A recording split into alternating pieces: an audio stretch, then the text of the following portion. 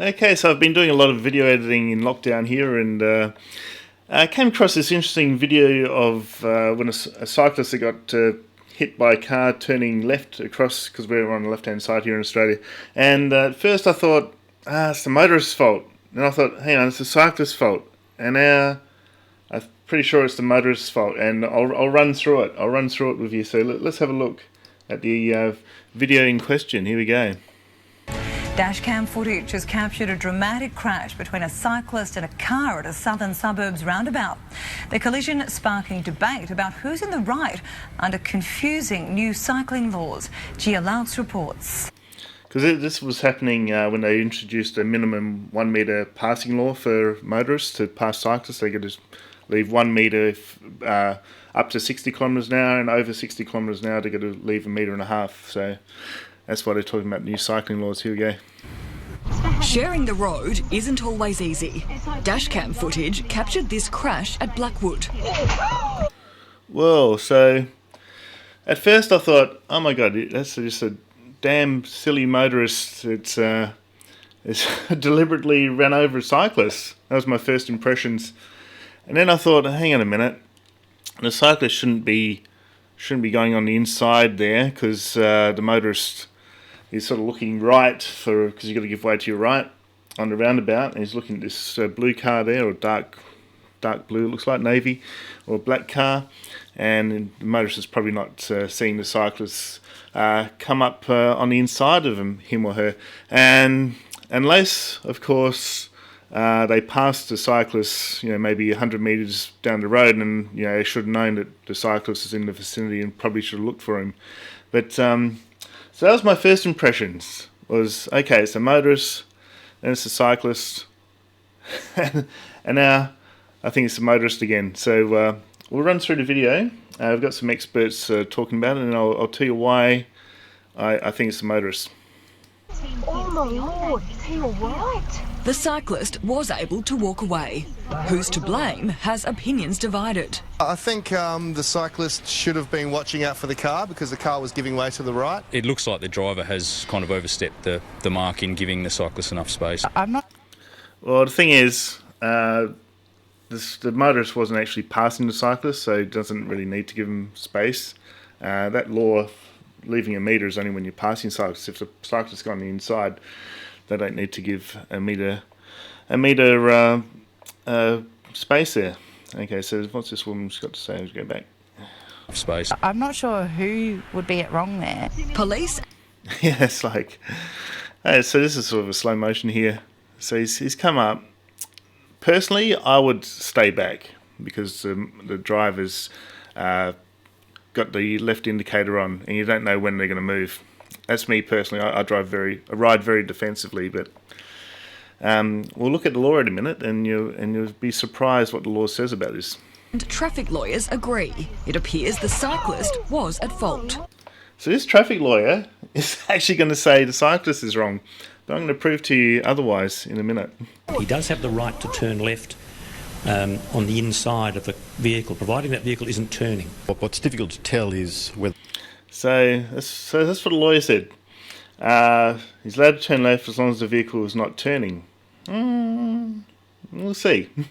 Not the cyclist was passing the vehicle at that time. The cyclist believes he was in the right. He could argue that he was slightly... So he was saying, although not a safe manoeuvre on the inside of a vehicle, agree. I think everyone will agree with that.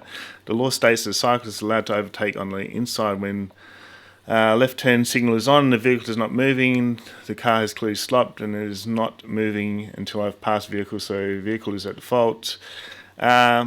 He's sort of right. I'll clarify it. There's a website I'll show in a minute.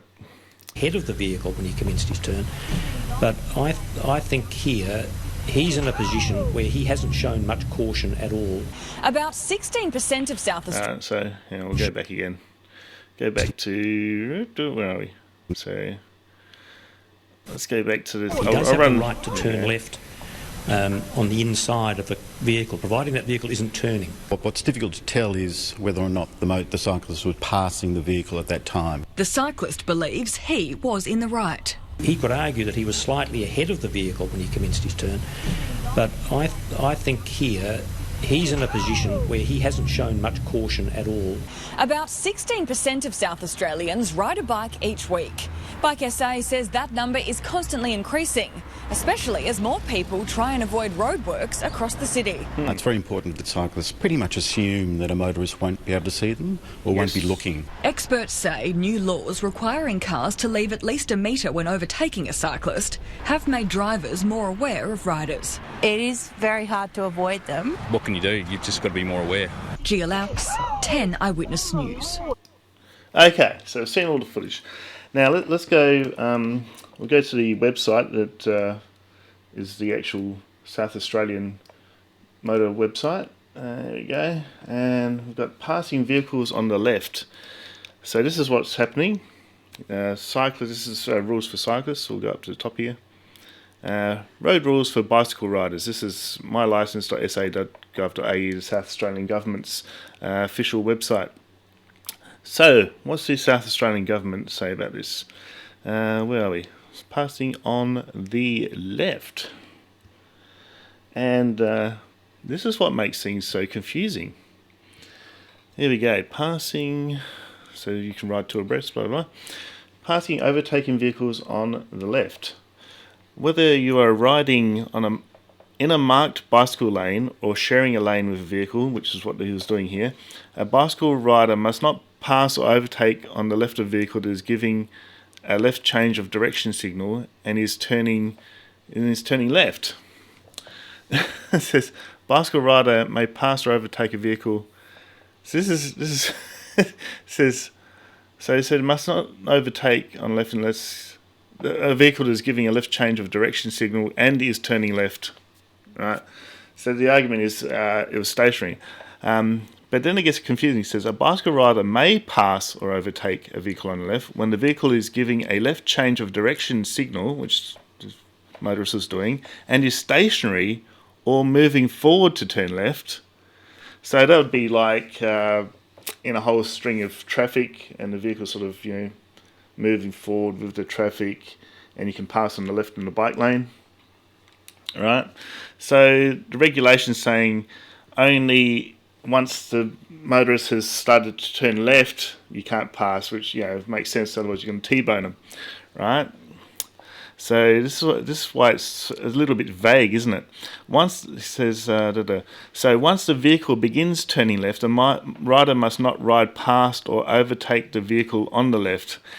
Man, it's just like, this is why I ride defensively, because this is just a recipe for disaster. Because if you're, say, coming along on your bike and you're doing like 30 k's an hour, and then the car turns left over the across you, you're gonna just T-bone it, right? So it's not real clear, is it? The driver turning left. So in this instance, the law is saying that the driver is in the wrong because the car wasn't turning before the cyclist came alongside of him. You know what I mean? They were stationary. And I'll go back to the video. You can actually see the car was stationary. A driver turning left through a break in a dividing strip must give way to any bicycle rider travelling in the bicycle lane. Yep, that makes sense. A dividing strip is a painted area or raised structure located between intersections separating the bicycle lane from a marked lane.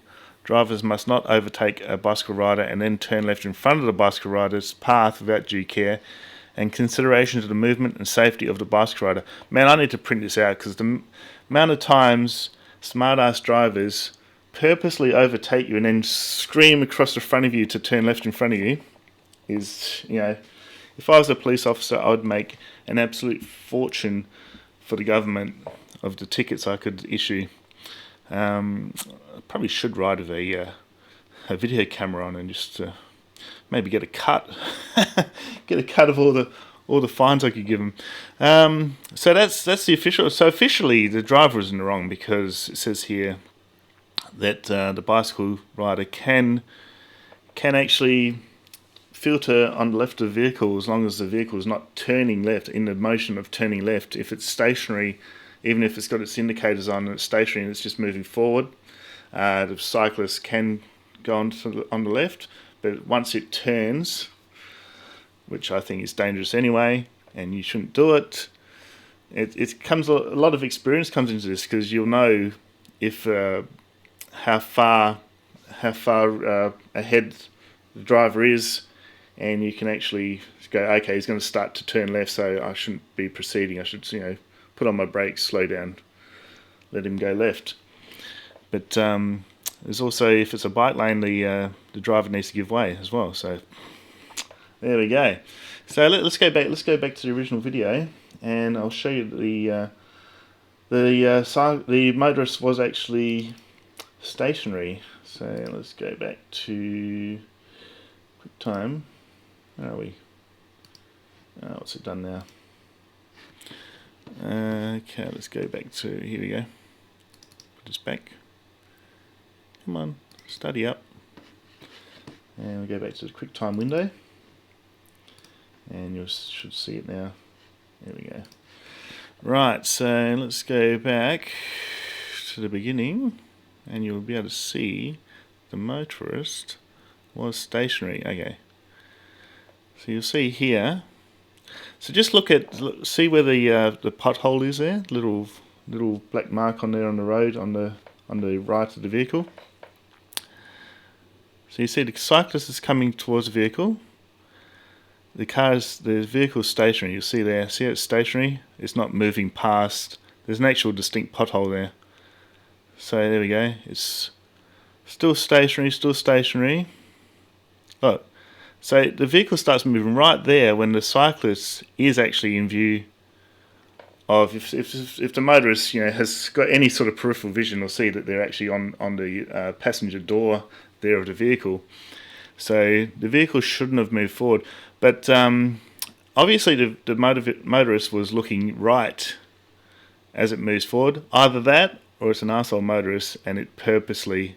You see, the motorist should not have actually moved forward there anyway, because see the vehicle on the right there. They're turning left. The vehicle should not have actually moved forward there. You can see there. See that? Obviously, it was very impatient. Wanted to. So basically, see how it skidded in front. Skidded in front of the vehicle that was turning left as well. You can see there, which is not a good manoeuvre from the vehicle. Not good at all. So yeah. But personally, I would have stayed back. Because there's not a hell of a lot of room there. You know what I mean? And you always look for an escape route, and you've got a fence there as well, so you can't even bunny hop your bike onto the footpath if something goes wrong. So personally, I would have stayed back, but technically the motorist is in the wrong. So that's pretty much all we need to say about that. It's very interesting, because I thought it's the motorist's fault because it didn't look. And thought, he wasn't giving way to the cyclist, and I thought, well, hang on, there's no bike lane, so you don't need to give way. And then I thought, okay, it's the cyclist's fault, because that's just a dangerous manoeuvre, and you shouldn't be doing that. But then looking at the law, it's actually the motorist's fault. So the actual traffic lawyer that we heard before is actually in the wrong. He doesn't know the law properly. He's going from a due care perspective, but the due care onus is actually on the vehicle. As you see, as we saw in the actual law, it said that the vehicle says once a vehicle, here we go, a driver turning left must give way to any bicycle rider travelling in the bicycle lane, and drivers must not overtake a bicycle rider and turn left in front of the rider. So there we go. Nasty accident. Personally, I wouldn't have gone on the inside of the vehicle there. You just don't do it. Don't do it. Don't do it. Don't go on the inside of a vehicle that's got its left indicators on, because that's what is potentially going to happen, even if you're in the right. That is what tends to happen. They tend to want to. It's called a pinch point. You stay away from pinch points as a cyclist. Like if I saw that vehicle, say I'm down here and I'm cycling, you know, what I would have done here, if I was going to go straight ahead, I would have looked behind me and actually gone on the right hand side of the vehicle. Right? So it gives everyone a lot of space. Right? Always check behind you before you change lanes. And you can also hear when motorists are coming along as well. So that's what I would have done. But if I was turning left, because it looks like he wanted to turn left, well, who knows, he might have wanted to go forward, but it looks like he wanted to turn left. I would have just waited. I would have just waited there at that point right there. So he gives the vehicles behind plenty of room. You don't stop too far back. Probably about there. I would have stopped. I would have hung on to the fence there on the left hand side. Waited for the vehicle to go and then just turned left myself. But yeah, technically the cyclist is in the right. So that's very, very interesting, because at one point I thought the cyclist was in the wrong there, because it's not a marked lane, it's not a bike lane. But it looks like the motorist needs to actually give due care when passing a cyclist and turning left, and also the cyclist can actually pass a stationary or moving vehicle as long as it hasn't proceeded to move across. And so that's assuming that the cyclist is behind. If the cyclist is alongside, then you need to give way to him. So there we go. Okay, guys. So I'm sure this will cause a shite storm in the comments section. But yeah, go ahead. I've laid out all the evidence there. So if you can find something in sort of a motoring handbook or anything, because sometimes you'll get like the road traffic code disagreeing with government websites as well. I've seen that before as well. So see if you can dig up and see where the cyclist is in the wrong there, because at the moment the cyclist looks like it's in the right. So I'll leave it there. You guys can all argue amongst yourselves in the comments section, and I'll see you next time. Cheers. There we go.